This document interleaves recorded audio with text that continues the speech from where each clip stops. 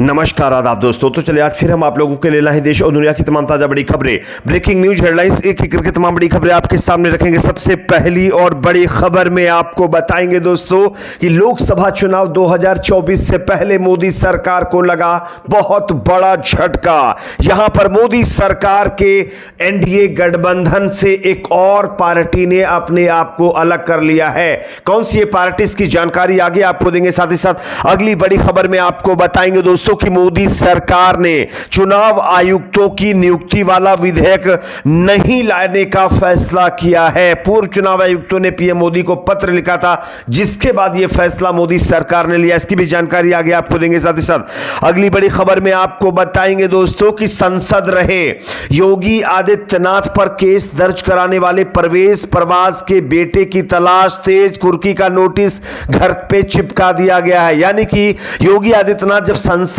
थे तब उनके ऊपर एक जो है केस दर्ज किया गया था एक व्यक्ति के द्वारा।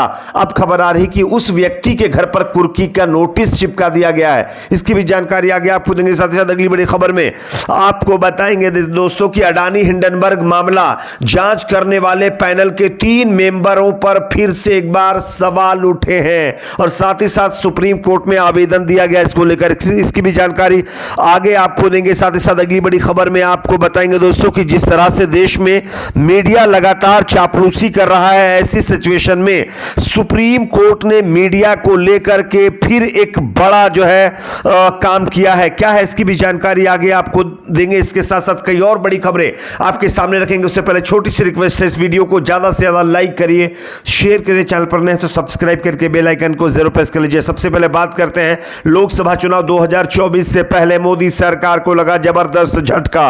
एक और पार्टी ने एनडीए गठबंधन से अपने आप को अलग करने का फैसला ले लिया। आप इस खबर को देख सकते हैं। तमिलनाडु में बीजेपी को बड़ा झटका। एआईएडीएमके नेता बोले भाजपा के साथ हमारा कोई गठबंधन नहीं है। यानी कि तमिलनाडु में एआईएडीएमके नेता ने यह साफ स्पष्ट कर दिया कि बीजेपी के साथ उनका कोई गठबंधन नहीं है। इसी के साथ साथ बीजेपी को एक बहुत बड़ा झटका लगा है तमिलनाडु के अंदर लोकसभा चुनाव से पहले। बात करेंगे अगली खबर की जो कि सामने आ रही है। चुनाव आयुक्तों की नियुक्ति वाला विधेयक नहीं लाएगी मोदी सरकार। यह बहुत बड़ा ऐलान मोदी सरकार की तरफ से सामने आ रहा है। आप इस खबर को देखिए। सरकार सोमवार से शुरू संसद के 5 दिवसीय सत्र में मुख्य चुनाव आयुक्त और चुनाव आयुक्तों की नियुक्ति संबंधी विधेयक को पारित कराने के लिए जोर नहीं दे सकती है। सूत्रों ने सोमवार को यह बात कही है कि सरकार के भीतर एक विचार यह है कि विधेयक को कानून और न्याय संबंधी स्थायी समिति के पास भेजा जाए। कानून मंत्री अर्जुन राम मेघवाल ने 10 अगस्त को राज्यसभा में यह विधेयक पेश किया था।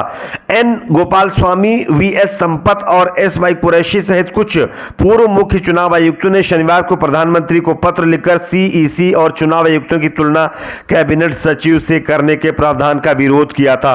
अभी तक चुनाव आयोग के सदस्य उच्चतम न्यायालय के न्यायाधीशों के बराबर होते हैं। पत्र में कहा गया है कि यह प्रतीकात्मक है कि चुनाव आयुक्तों को सुप्रीम कोर्ट के न्यायाधीशों के समान दर्जा प्राप्त है। यह दिखाता है कि न्यायपालिका स्वतंत्र है और अगर मोदी सरकार सुप्रीम कोर्ट के सीजीआई को हटा देती है इस पैनल से तो यह अपने आप में एक सवाल खड़ा करने वाली बात होगी। और इन तमाम चीजों को मद्देनजर रखते हुए मोदी सरकार ने अब चुनाव आयुक्त की नियुक्ति वाले विधेयक को वापस लेने का ऐलान किया है। शायद अब इस पर कोई स्पष्टीकरण मीडिया के सामने आकर के भी मोदी सरकार की तरफ से दिया जाएगा।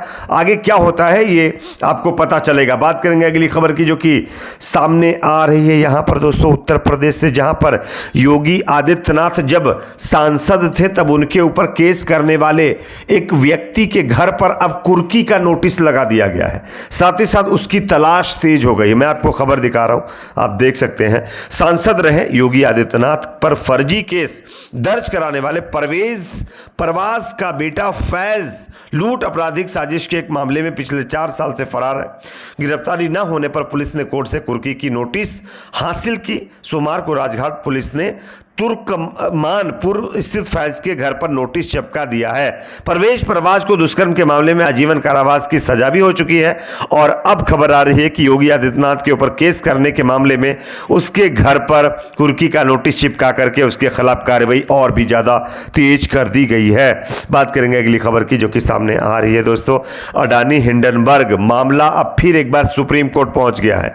खबर यह है कि जांच करने वाले पैनल के 3 मेंबरों के ऊपर सवाल खड़े किए गए। मैं आपको खबर दिखा रहा हूं, आप देख सकते हैं।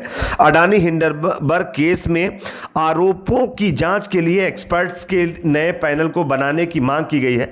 इस केस से जुड़े याचिकाकर्ताओं में से एक ने सुप्रीम कोर्ट से यह मांग की है कि याचिकाकर्ता ने 6 सदस्यों के पैनल में से 3 पर हितों के टकराव का आरोप लगाया है। सुप्रीम कोर्ट में एक आवेदन देते हुए याचिकाकर्ता अनामिका जायसवाल ने दावा किया है कि एक्सपर्ट्स पैनल में ओपी भट्ट, जो कि भारतीय स्टेट बैंक के पूर्व अध्यक्ष, केवी कामथ, बैंकर और वरिष्ठ वकील सोमशेखर सुंदरेसन को शामिल करना उचित नहीं है, क्योंकि उनके हितों के टकराव की संभावना है। इस वजह से इस पैनल से, इस एक्सपर्ट्स के पैनल से इन तीनों को हटाया जाए और नए लोगों को रखा जाए, क्योंकि ये कहीं ना कहीं इसमें, इस जांच में झोल कर सकते हैं। अब देखना ये होगा आगे क्या सुप्रीम कोर्ट इन तीनों लोगों को इस पैनल से हटाता है या नहीं है। लेकिन हिंडनबर्ग अडानी का जो मामला है ये एक बार फिर चर्चा में आ चुका है। बात करेंगे अगली खबर की, जो कि सामने आ रही है मुसलमानों को लेकर के। तुर्की के जो राष्ट्रपति हैं एर्दोगान ने बहुत बड़ा बयान दिया है। आप इस खबर को देख सकते हैं। तुर्की के राष्ट्रपति रेसेप तैयब एर्दोगान ने सख्त लहजे में कहा है कि तुर्की विचारों की स्वतंत्रता की आड़ में दुनिया के 2 अरब मुसलमानों के पवित्र मूल्यों पर हमले को स्वीकार नहीं करेगा। अमेरिका के न्यूयॉर्क में तुर्की अमेरिका राष्ट्रीय संचालन समिति की तरफ से आयोजित डिनर में एर्दोगान ने कहा कि इस्लाम के पवित्र मूल्यों पर हमले की कार्रवाई उकसाने वाली है, जिसका उद्देश्य लोगों को भड़काना है। एर्दोगान ने कहा कि तुर्की ने संयुक्त राष्ट्र मानवाधिकार परिषद और संयुक्त राष्ट्र महासभा के उन सभी प्रस्तावों को अपनाया है जो पवित्र पुस्तकों को निशाना बनाने वाले हिंसक कार्रवाइयों को अंतर्राष्ट्रीय कानून का उल्लंघन मानते हैं। और अब जिस तरह से आपको पता होगा, डेनमार्क के साथ साथ कई और देशों में कुरान की बेअदबी की जा रही है, इसको लेकर के, और मुसलमानों के ऊपर जिस तरह से जुल्म किया जा रहा है, इसको लेकर के तुर्की के राष्ट्रपति रजब तैयब एर्दोगान ने यह बहुत बड़ा बयान दिया। उन्होंने साफ कहा कि आगे ये तमाम हरकतें बर्दाश्त नहीं की जाएंगी। बात करेंगे अगली खबर की, जो कि सामने आ रही है। सनातन धर्म पर दिए बयान को लेकर के एमके स्टालिन के बेटे उदयनिधि को अब एक बार फिर से एक साधु बाबा ने धमकी दी है। उदयनिधि स्टालिन द्वारा सनातन धर्म पर की गई टिप्पणी का मामला अब साधु संतों के बीच पहुंच गया है। अयोध्या स्थित आचार्य पीठ तपस्वी छावनी में सोमवार को धर्म संसद आयोजित की गई। इस कार्यक्रम में जुटे संत धर्माचार्यों ने एक स्वर में कहा कि सनातन धर्म पर अमर्यादित टिप्पणी करने वाले तमिलनाडु मुख्यमंत्री के पुत्र उदयनिधि स्टालिन माफी मांगे। इसके लिए हम उन्हें 1 सप्ताह का समय देते हैं। अगर वह माफी नहीं मांगते तो देश के हम सभी संत धर्माचार्य तमिलनाडु के लिए कूच करेंगे। बात करेंगे अगली खबर की, जो कि सामने आ रही है। दोस्तों, यहां पर टीवी चैनलों के ऊपर अब शिकंजा कसने वाला है। आप इस खबर को देखिए। टीवी न्यूज चैनलों के सेल्फ रेगुलेटरी सिस्टम को सख्त बनाना चाहता है सुप्रीम कोर्ट। एनबीडीए को इसके लिए एक नोटिस जारी किया गया और 4 हफ्तों के बाद इस पर जवाब भी मांगा गया है। अब देखना यह होगा कि एनबीडीए की तरफ से क्या जवाब आता है। लेकिन गोदी मीडिया पर अब सुप्रीम कोर्ट सख्त एक्शन ले सकता है। आपकी क्या राय कमेंट सेक्शन में जरूर बताएं। वीडियो को लाइक शेयर, चैनल को सब्सक्राइब जरूर करें।